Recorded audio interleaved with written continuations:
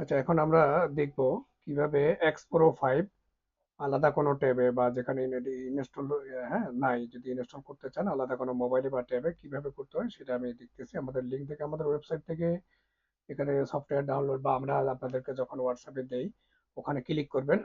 Click করার পরে কিছুক্ষণ ওয়েট করবেন।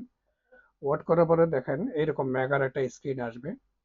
তো এখন সবার নিচে, একেবারে নিচে সেভ টু মেগা, ডাইন পাশে একটা কিন্তু এখানে দেখেন এরো চিহ্ন আছে। হুম এই মেগা যে সেভ টু মেগা লেখার এটা ডাইন পাশে সবচেয়ে নিচে ডাইন দিকে এখানে যেটা আছে এখানে ক্লিক করবেন। এখানে ক্লিক করলে দেখেন এই যে অটোমেটিক এটা ডাউনলোড হইতেছে। ঠিক আছে, কিছুক্ষণ সময় নেবে ডাউনলোড হইতে।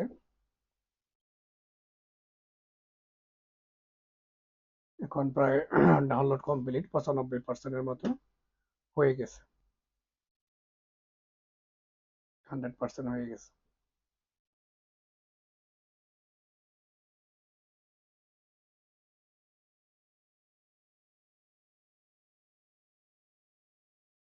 এখন কি করতে হবে? এখন এখানে দেখেন ডাউনলোড এনিওয়ে, এখানে ক্লিক করতে হবে। এই যে দেখুন এখন ফাইল ডাউনলোড হয়ে গেছে। এখান থেকে ওপেন করব। মনে করে এখানে অলওয়েজ অথবা জাস্ট ওয়ান, এখানে যে কোনো একটার সাথে দিয়েই করতে পারেন। প্যাকেজ শেয়ার এর কোনো প্রবলেম নেই, যে আমি এটার সাথেই দিলাম প্যাকেজ ইনস্টলার।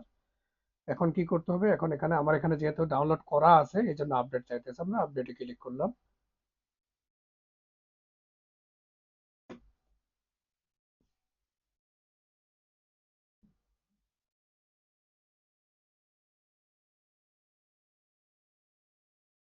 এখন এই স্ক্রিনটা যখন আসবে তখন আমরা কি করব? মোর ডিটেলসে ক্লিক করব।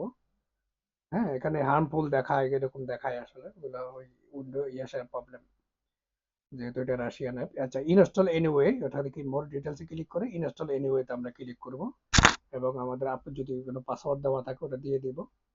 এখন ইনস্টলিং হইতেছে।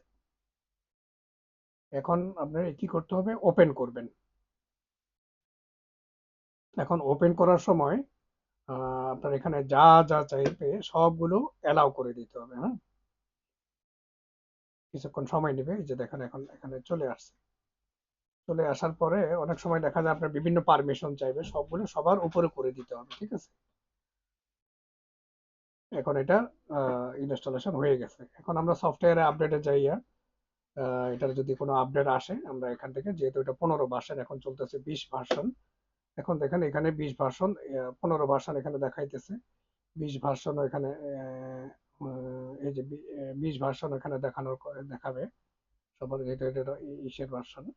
তো কিছু কিছু অ্যাপস আছে ম্যানুয়ালি ইনস্টল করতে হয়। ঠিক আছে, আমার এখানে যেহেতু ইনস্টল করা আছে এই জন্য আমি ইনস্টল করব না। এইভাবেই আপনারা আপডেট করবেন।